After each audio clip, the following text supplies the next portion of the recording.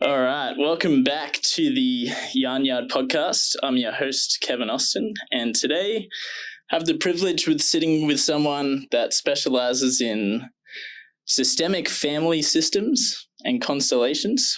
And yeah, I got to say, in the last week in preparing for this podcast, I feel like I've been through a lot of shifts just all in the past week.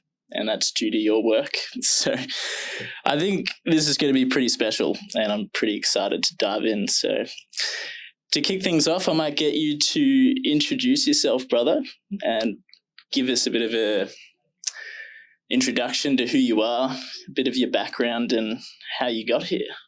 But thanks, Kev. Thanks for being here. Thanks for having me. It's a privilege. I like to chat, and I like to, be on the same page in terms of chatting something that is interesting for the both of us. And definitely what I do, it is something that sparkle interest in people and also shift. So my name is TIZIANO SGUERSO, and I'm a family therapist. I would call myself more a therapist of the soul, but to make everybody understand where we are aiming, what we're doing is I look at the life of an individual from a systemic point of view. What does that mean? It means that whatever happened in the life of the person, addiction, problem with money, problem with the relationship, whatever sort of issue the individual is going through, I look at that issue from a systemic point of view. So I look at the family of origin, what has happened into their family, where there are some sort of interrupted movements. Interrupted movements are, Kev, movement of love that cannot find fruition, cannot find completion. A child who cannot reunite with their mother. A son who cannot unite with their father, a father, a grandfather who got lost in war, so there is a missing link in the family. This is what I do. I always, Kev, like to explain my work for everybody to understand. Imagine like a house where there are rooms with lights, and there is one room where there is no lights. For some reason, the cable has been interrupted. Something happened, there's no connection. So 6 rooms, 5 rooms, they have light, relationship, money, this and that. But that particular room, which is, for example, purpose, there is no light. So what I do, I come in as an electrician and I place back the cable so the electricity flow back into that room. That room, as I said before, could look like a relationship, money, purpose, this and that. How I got into this? Good question, brother. So I had a very bumpy upbringing. When I say bumpy, I say extremely bumpy upbringing. Then I went through a very tough divorce. So when my parents were, when I was little, through my parents, violence was involved. Any sort of violence between my mom and my dad. My dad obviously was violent with my mom. I obviously, like pretty much every child over this era, I went to live with my mom and I had no leading role. So I found leading role outside in my neighborhood. My neighborhood is quite well known in Italy, used to be well known for criminality. And this place is called Savona. It's a place, Kev, that I remember here. My first girlfriend, she was Italian. And she said to me when we just met the first night, "Where are you from?" And I say, "Savona." As soon as I said that, she was like, "Oh my Lord." Like it's actually a place well known in Italy for criminality, despite the small city, which it is, like a lot of murder, guns, any kind of criminality. So I grew up in that environment. I was in jail pretty young, at 18. I was already in jail and I'd gone through a lot of trouble. What took me off from trouble was kickboxing. I became a professional fighter, and that was actually what led me here in Australia. What I did in the last, not only fighting, but personal training and everything around the kickboxing Muay Thai environment. That's what I've done over the last 8 years. And in 2016, I met Family Constellation for the first time, this sort of therapy. So I started to deal with all of the trouble I went through in my life, big money debt, big issue with violence and any kind of trouble that I went through. It changed my life forever until in 2019, Kev, I took it as a path, a purpose. It is now 5 years that I do that everywhere. I do that all around Australia, privately, all around the world. I'm traveling now to Europe for a 2-month workshop. We go all around Europe. It's my biggest purpose, my biggest goal in life. And I know I'm here to make a worldwide impact with that. And I'm doing this. This is me, brother. I love it. I love it. And yeah, I really see it going places because it's, I think the shifts that I've seen in myself and just being able to see these dynamics in a different point of view is massive. I really feel into the magnitude of it. And yeah, I think it's good to, I guess, get a basic understanding of what it is before we dive in, because I do have some questions. But I guess how I want to start things off is my understanding is that a lot of this starts with the mother and the father, and it can go back maybe up to 12 generations. But I think understanding the role of the mother and the father is kind of the starting place. So could you, just walk us through, I guess, what the role of the mother and the father is and the importance of that in the work that you do? Beautiful, Kev. What I always like, at the start I was explaining obviously the roles, just the simple roles, like what the mother is about, what the father is about. Right now I like to address it even better. And I always say, like, we come from 2 systems of belonging, Kev. One is the one of our mother and one is the one of our father. That's why when people say, I have a problem, and I say, in life you can only have 2 problems, no more than that. One is your mother, one is your father. All the problems that come after that, they are related to those 2 principles, those 2 main points. We come from 2 energies, two spheres of influence. That's how I call them, spheres of influence. So the sphere of influence of the mother is the one that we grow up in childhood. So the first, the nurturing experience, the protective experience, the emotional support experience, that is our mother. The trust in life is our mother. Why? Because we see life through the eyes of our mother when we come out of the womb. The first relationship is the one with our mother. When people have issue in relationship, the first question is, how's your relationship with your mother? Because your mother is your imprinting for a relationship. The same thing is about success, is about money. Why is that? The first success of an individual is birth. So when you get out of the womb and go towards the arms of your mother, that is your first success. You are successfully alive.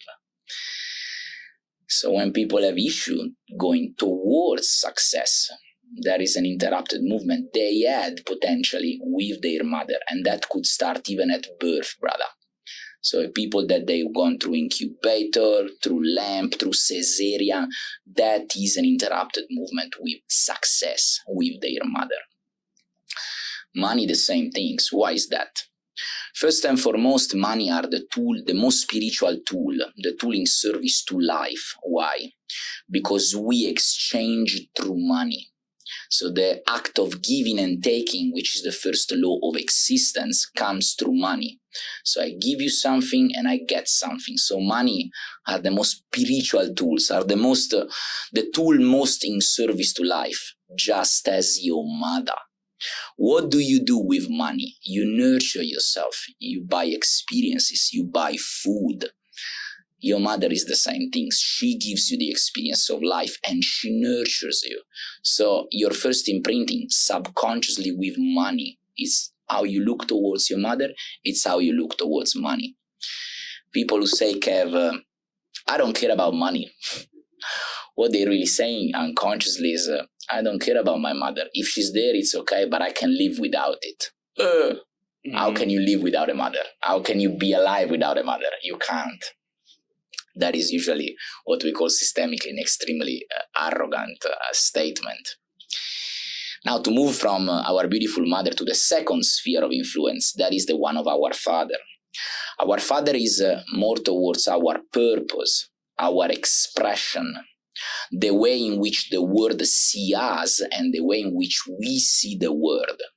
Our mother put us into life, and our father put us into the world. So our mother give us access to our father who send us out, particularly us as men, but even as women. As woman, the way your father look towards you is the way that you see the world looking towards you, your value. So a woman who has a father, for example, who is emotionally unavailable, which kind of man she will look for? Emotional unavailable men. That is the value she sees in herself and the love that her father gave to her. For us men, if we have a father, for example, that doesn't acknowledge us, or is silent, or perhaps doesn't show us the way, the direction, we don't know who we are, Kev. So the path for, particularly for a boy, from his mother towards his father, it's extremely important between 9 years old to 14 years old. So the teenage years, when we grow into manhood. When we have a father present who show us the way, we know who we are. We know our value. We know our gift. He initiates us. When we are absent of father, we seek those kind of leading role into, for example, myself, the neighborhood. I went to find a leader because I didn't have my own leader, my father. And whatever leader we find around, for example, myself, that was criminality, because in my neighborhood, if you hit, if you drug deal, if you this and that, you are respected. So I related respect to love. If I want to be valued, if I want to be somebody, I need to do just as they do it. So that was my leading role until I finally find my father. And I did this when I actually was in Australia, extremely far from him. But I found my father within me, so my value within me, and accordingly my purpose. And that is what I'm offering. Beautiful, brother. And yeah, I can relate to a lot of that. And I think it's extremely powerful. In my experience, I grew up with an absent father. And I think that's a pretty common theme in this day and age. And you actually shared something online, which was when the father is home, everybody can relax. Could you speak to that a little bit? As long as you like, brother. When a father is home, everybody can relax. What does that mean? It means that a mother, where her life is already more difficult than the life of a woman is more difficult than the life of a man. You don't need me to tell you this, but just the capability for a woman to give birth makes her life more difficult than a man because it has more consequences. So when a woman cannot fully surrender in her womanhood, she cannot fully embrace her femininity, she needs to retain a little bit of her masculinity. This is when a woman is always on the pitch, she needs to look after the kids at home, be the pillar at home, go to work and make money as a survival experience, otherwise no money, no food. So this is a woman that she cannot fully be the woman. She's half of the woman and half of the man, or perhaps 75% of the woman and 25% of the man. But when a father is home, authority is home. What does that mean? It means that everybody relax. So a mother can fully embrace her femininity.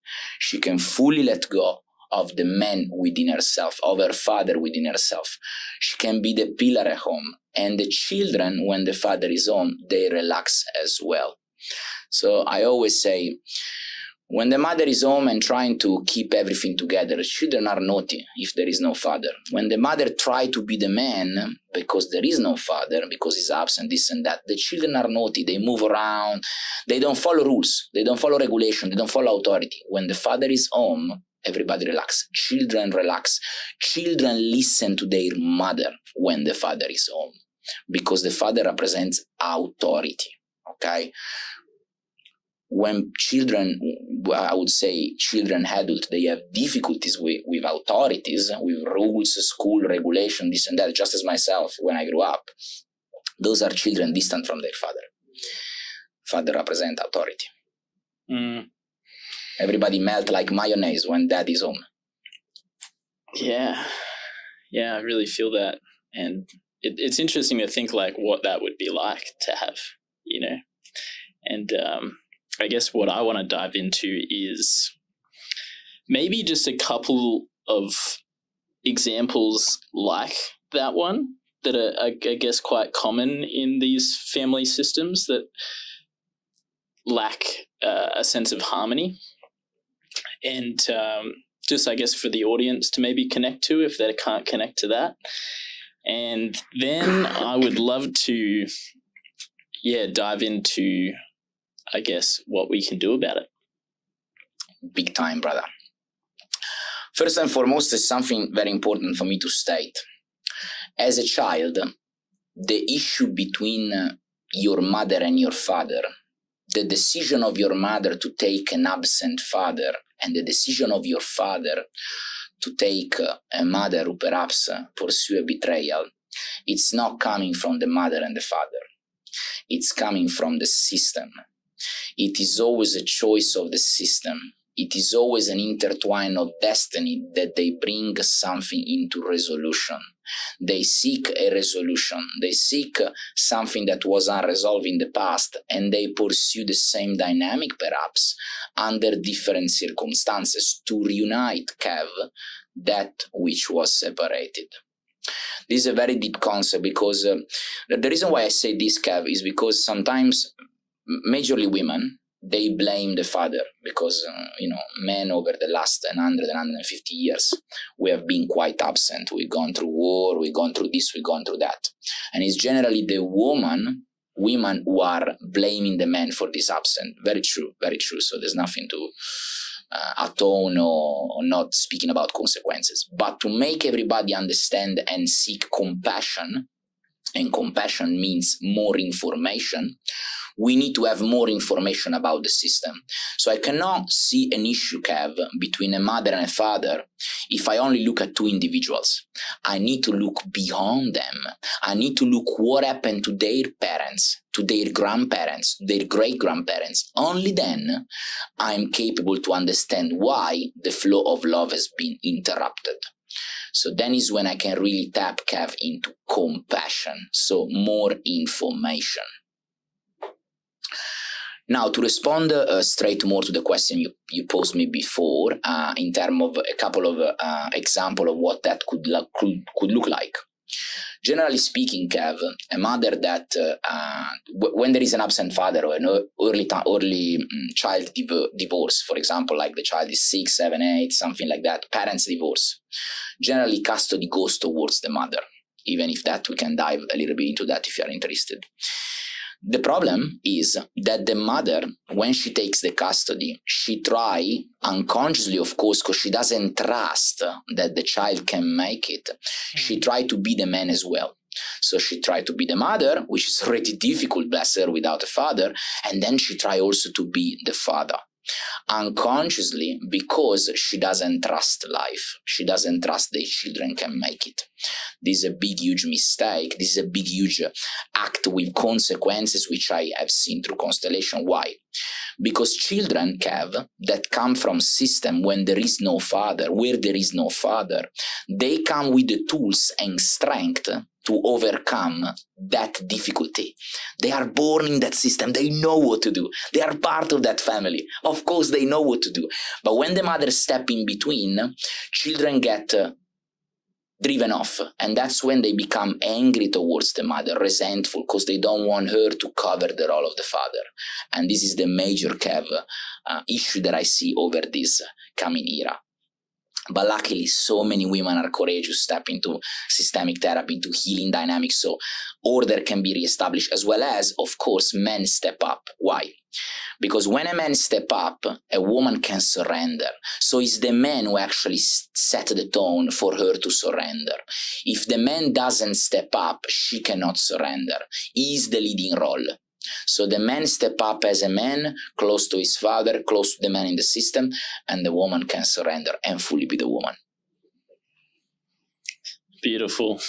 Yeah, I absolutely love it. And it there's something about it that just rings so true, and it just like flows through my body. It's really quite incredible. And Yeah, I guess like I think it's important to touch on those both sides, which is where there's accountability for the men, but also accountability for the women.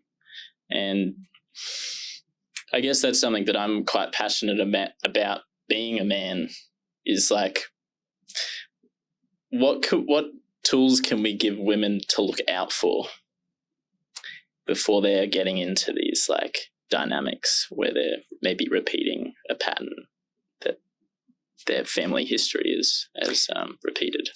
The best tool, Kev, is called responsibilities. And let me explain what I mean with that.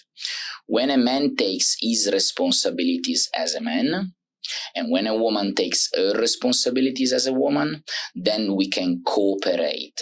So we co-create. So we don't push one another aside, one above, one below. We stay both in our spot. And with that, I say, when a man step up and take his responsibilities as provider, the relationship works better.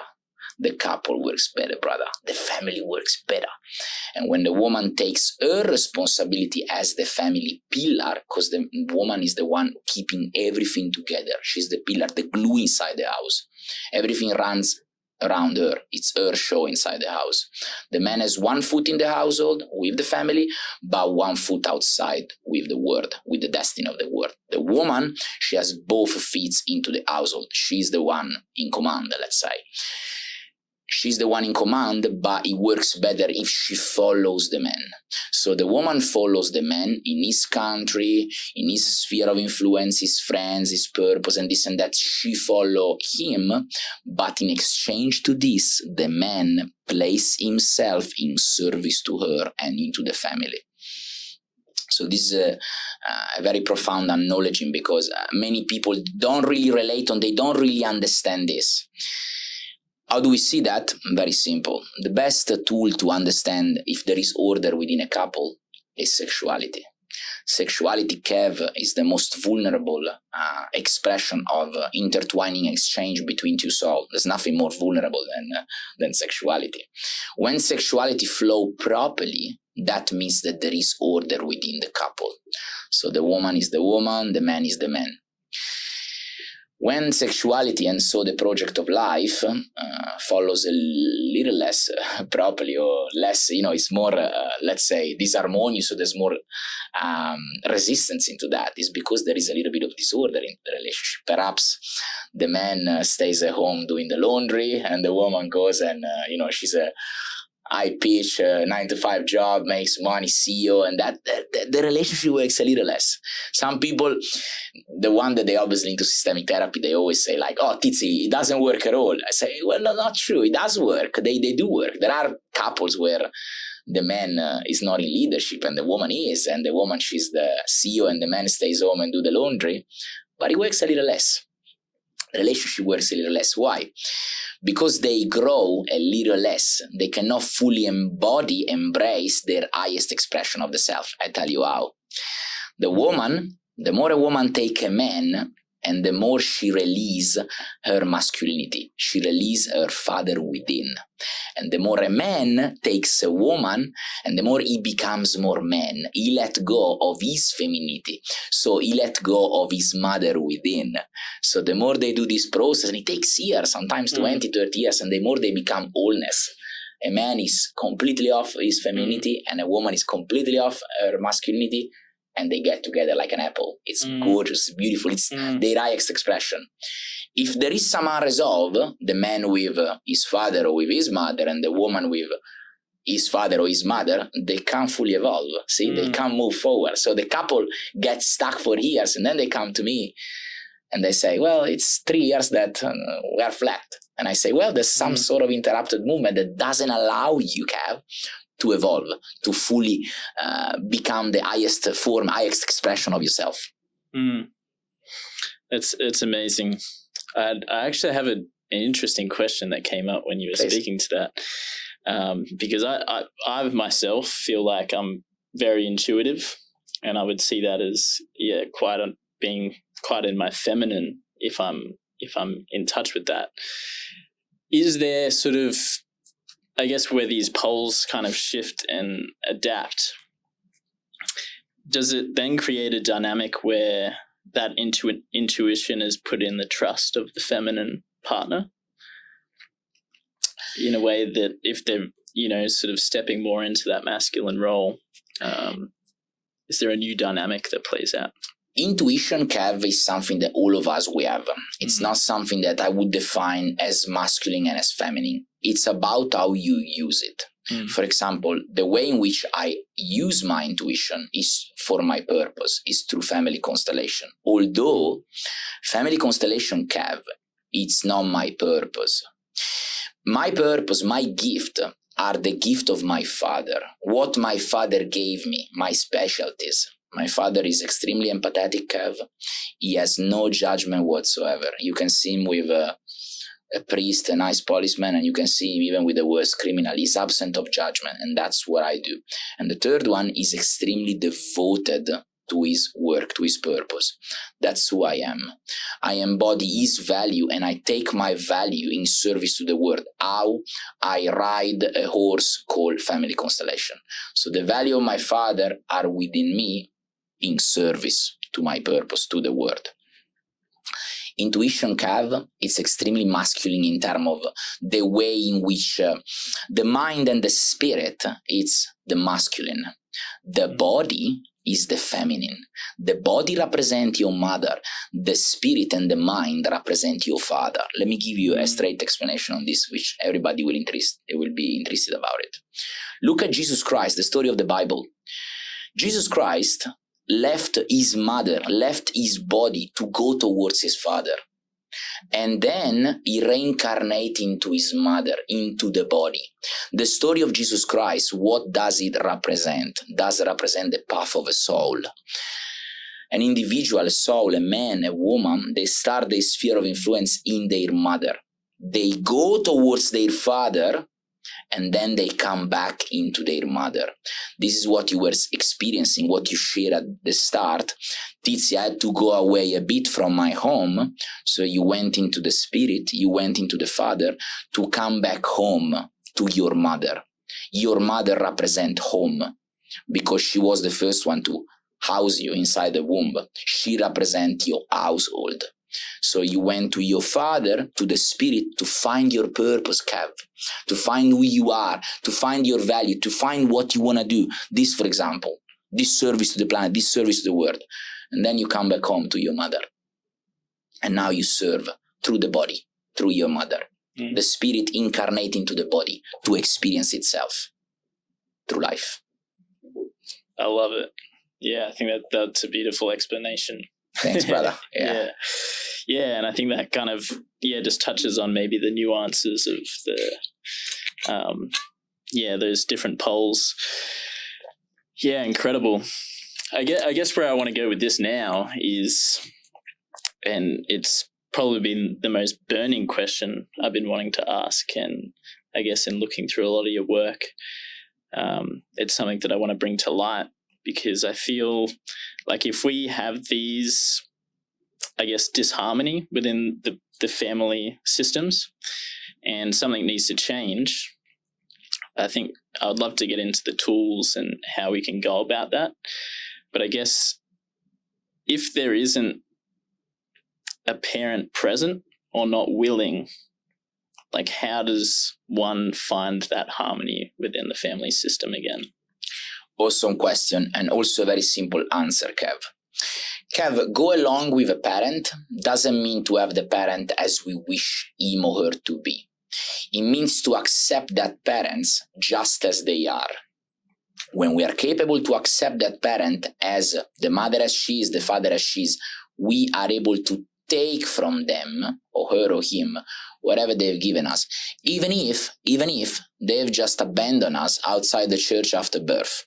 We can still inwardly say, what you have given me was just life, and out of that I can make something good. I shall make something good. So I'm able to detach and do my own life. If I scold them, Kev, if I blame them, if I'm not okay to what they've given me, so if I exclude them, in brackets, I'm deeply attached to them. Why? Morphogenetically, what I exclude, I become.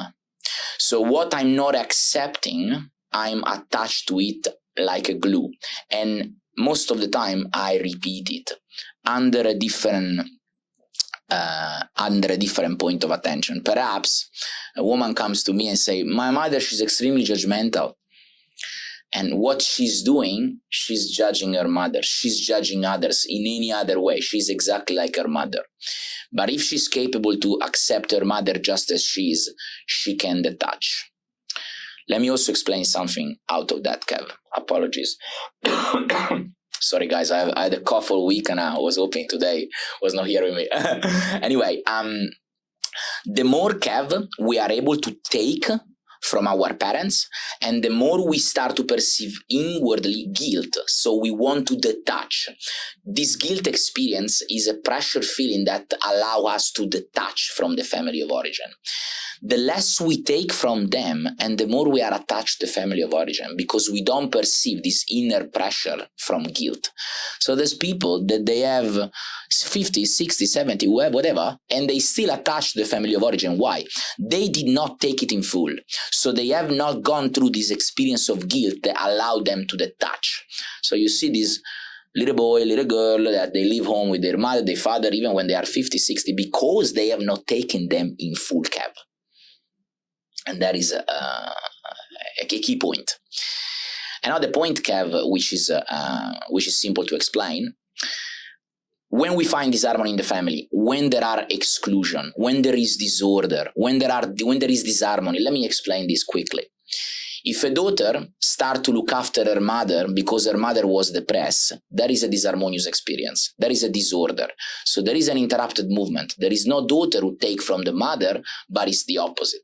So that is an interrupted movement, and it shows up in our life. If there is a cousin of us, Kev, that perhaps was homosexual and we exclude them, something like that, that is another disharmonious experience, and somebody down the line will acknowledge that disharmonious experience.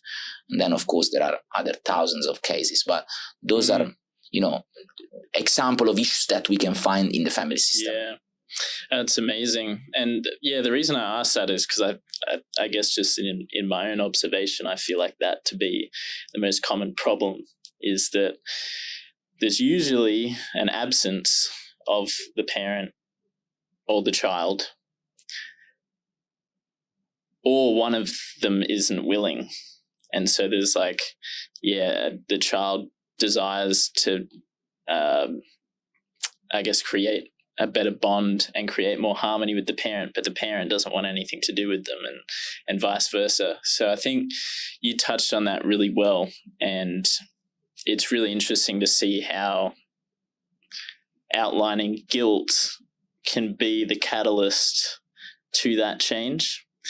And I guess what I want to ask you is if you can explain how that process works on like an epigenetic level. Yeah, on a morphogenetic level, yeah. But I also attach, Kev, something that you said before, which was a child who wants to connect with their father or their mother, and their parents don't want to. Generally speaking, brother, what I've observed over the last 7 years, when a son or a daughter, they want to reconnect with their parents and their parents push them away, is mostly because they are acting off order. This is, for example, a son, Kev, you and I, that we go towards our father and we pretend to give advice to him. Rather than ask him for advice, we pretend to give advice to him. This father feels useless. They don't want to relate with us. They have nothing to give to us. They don't feel parents. So they push us away. That's what the majority of people do. Like they go towards their mother and they pretend to explain to her self-development and this and that. Their mother has gone through war and birth and this and that. She doesn't want to hear that. She's a grown woman. She has her own destiny and dignity. We can't go and talk to our parents like they are our children. That's when they push us away, brother. That's when they push us away. Yeah. Now, moving forward to the morphogenetic and epigenetic experience. Morphogenetic in terms of guilt and anger. Guilt and anger, Kev, are first-level emotions. First-level emotions are an expression of a soul experience. Generally, a soul experience that derives from giving and taking. Give you an example straight in so you understand. You perceive anger when you give too much. If I'm giving too much to you, Kev, after a while, in order for me to stop this giving, I perceive anger because I'm not taking nothing back from you. I'm giving too much. So there is this morphogenetic intelligence that maintain everything in balance through this force of this scale of balance, guilt and anger. So if I give too much, I perceive anger that tells me, hey, stop. I need to take something back now. So there is an exchange in place. Guilt is the opposite. So we perceive guilt when we take too much. Guilt is a pressure force, Kev. We're feeling as a pressure. I'm pressured to do something. Guilt is also experienced when we pressure to belong. So for example, I am into my environment here at Watso, and we think blue. So we all thinking blue. If I'm about to think in yellow, to step in another community or somewhere else, I feel a pressure that wants to bring me back into the blue. Why?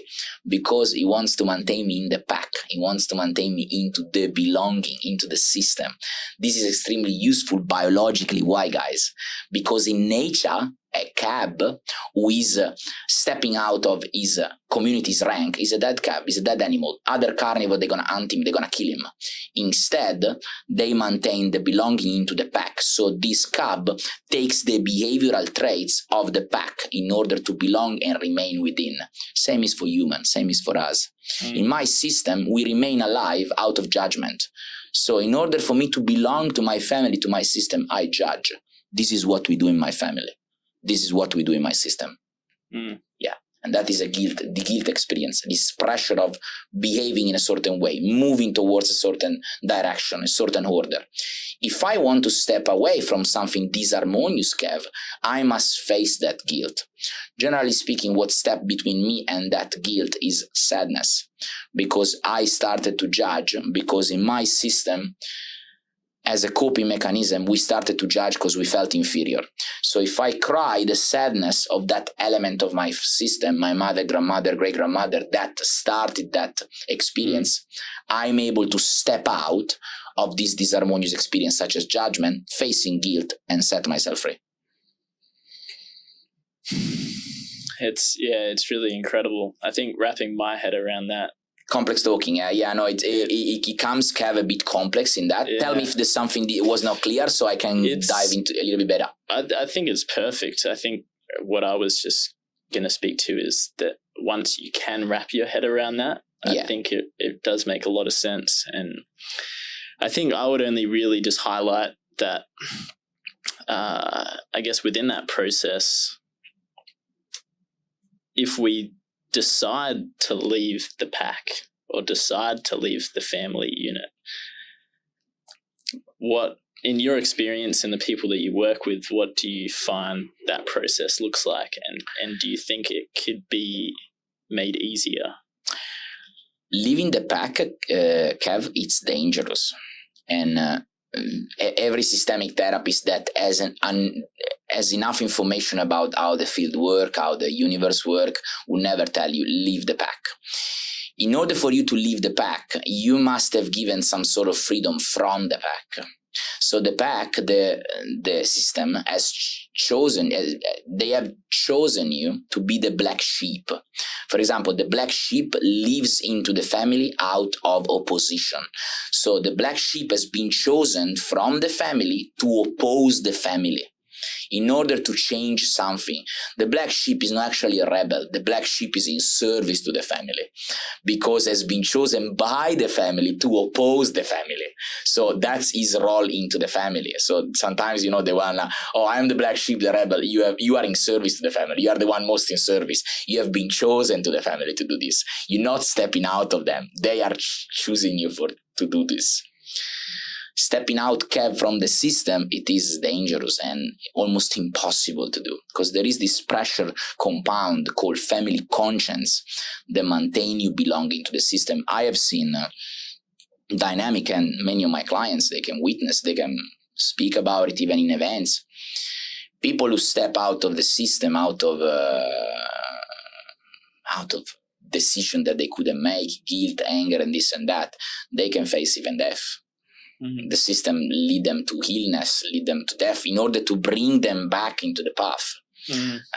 Family conscience is something you can't joke about it. Like it's a very serious dynamic, which I'm here also to bring more acknowledgement to the planet, into the world about that. Because if you understand the roles of the different layers of conscience, psychology and psychotherapy, they lose very much their force, because you understand that human free will, Kev, is extremely limited. You are fully guided 99.9999% of your life experience, and you have very limited free will. Yeah, amazing. What I want to distinguish between maybe is I guess like leaving the pack entirely has severe consequences. Very much. And that's why we don't do that a lot of the time. But if you are the black sheep of the family, what does it look like, and how is it best approached to reintegrate into service to that family? Because usually that black sheep is there is some separation already. Beautiful. That's completely different, Kevin. And it's beautiful also to open up to this topic. The black sheep serve the family out of opposition, so has been chosen by the family to oppose the family, to change something. When this changing experience come to let's say a conclusion, so the black sheep has reached the certain amount of change which they wanna lead, he can integrate the family, accept the father, accept the mother, accept the excluded one, obviously to the morphogenetic field through family constellation, and be again reintegrated into the family, perhaps as a different role. But generally, Kev, the black sheep, led their life out of opposition, and they're very happy about it. My mother, she's a black sheep, and I used to be a black sheep until I was in her sphere of influence. Now I'm actually the golden child, so I belong into the family in a different way, because I'm in the system of my father. The golden child belongs to the system in another way than the black sheep. The golden child is the child that we were waiting for him. Why? Because perhaps we have gone through 7 abortions, we had 7 females and no males into the system. So it was the child that very much everybody in the family was waiting for. And that's my role, for example, into the system. I am the golden child, because my dad, my uncle died very young, at 15. My dad remained alive, but without a father, and his mother was depressed. So I brought life back into the system when I came alive, because my grandmother got life back, my father got a son, and his father died. So I was the golden child. The issue of the golden child is that the golden child lives, Kev, in a situation where at home is the one that everybody loves. So everybody loves the golden child at home. They look at him like he's a god. But when he goes out into the world, the golden child faces a lot of fear. Why? Because at home he's the king, but outside of the world he cannot keep up this kinghood, because his skills, his tool, they know as much as they put him up into the system. So the golden child goes very much, such as myself, into a lot of fear experience. Like, in my family, I'm the best, but I need to prove that I'm the best outside the world. That's another role, the golden child. Then obviously, we can look at other roles. But generally speaking, to answer your question straight more, is integrate the family. Accept the father, accept the mother, accept the family as they are. That's how we can live life harmoniously, in full. Beautiful. And something that you spoke to, I think, that ties that up quite nicely, is just that everything is right. Big time, brother. A big time. And this is something that I'm not only here to state, but I'm always there, particularly when I do big event, to prove it. Through family constellation, Kev, you can see that everything is right. The narcissist is right, the rapist is right, and the pedophile is right. Consciously, they're not right. Of course, they're people that they hurt other people. But if we do look into the system, we see that those two individuals, those 2 points of attention and love, they were meant to meet, to reunite something which was separated. So it's not about those two individuals, but it's about looking in their system. They have been chosen from their system to go through this experience and bring reunion. And this is the beauty, Kev, of family constellation. You understand that everything is right. To a conscious level, to a conscious layer, there are right and wrong. Because the blue pack want to belong to the blue pack and the red pack want to belong to the red pack. So they have their own regulation. But above the layers of conscience, there is love, the morphogenetic experience. And for love, everything is right. Everything finds reunion. Everything finds oneness. Amazing. I love it so much. I think when you can look at life that way, there's a big weight that comes off you as well. And it may be more limited free will, but I think that comes as a weight being removed. It's a bliss, Kev, because you understand that every action, I don't try to atone an action, and atoning means taking away the consequences, but you understand that that action derives from something that is right. There is a force behind that drives that action, and that action is right. And that's the beauty, Kev. Yeah.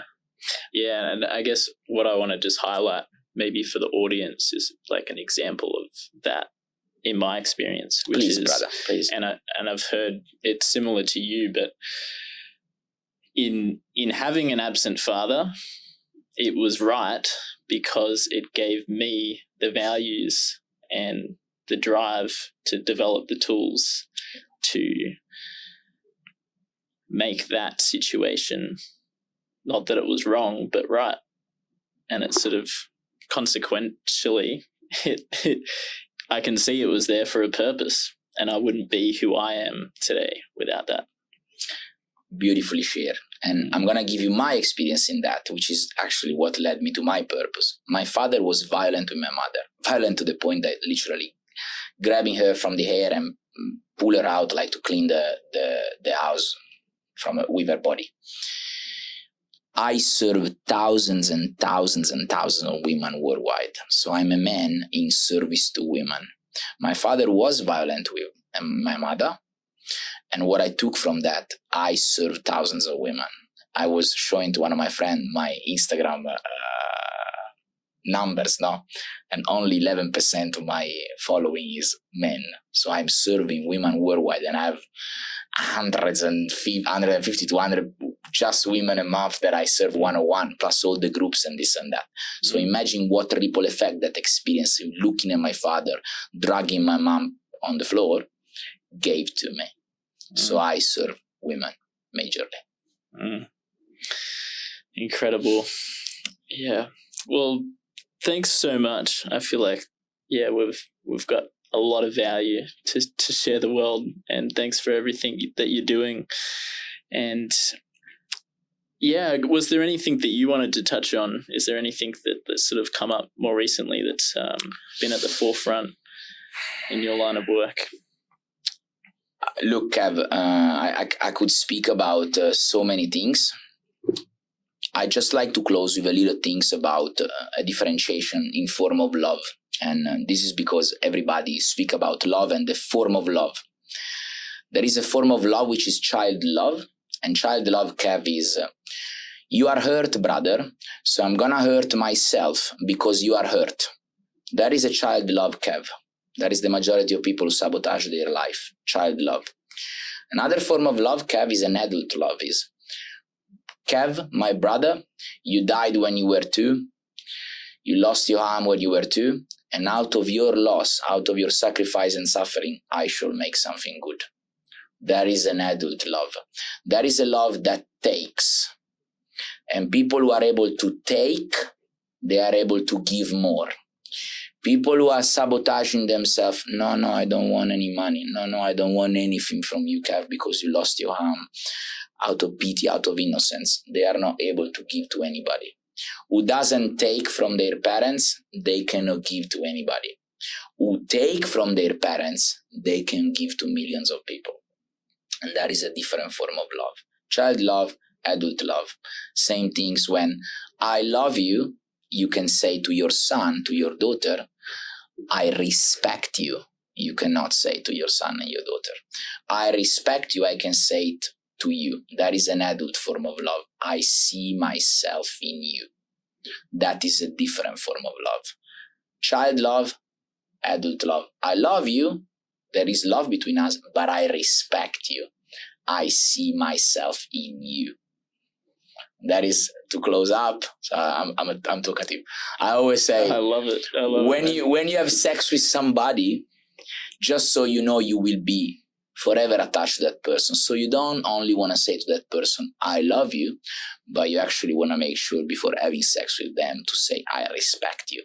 So you see yourself in the other and you are okay to be connected forever. Amazing. Thanks so much again for your time and your wisdom. Where can my audience find you if they're interested in getting in touch? Definitely big website, www.tizianosguerso.com. Events we are doing all over the world. In Australia, they write my name on Google, thousands of pages coming up, but my Instagram account is the best place that they can find me. Tiziano, TIZIANO _SGUERERSO. Tiziano Sguerso. That's me. Amazing, Ray. Thanks so much. Brother, thank you. Thanks, Kev.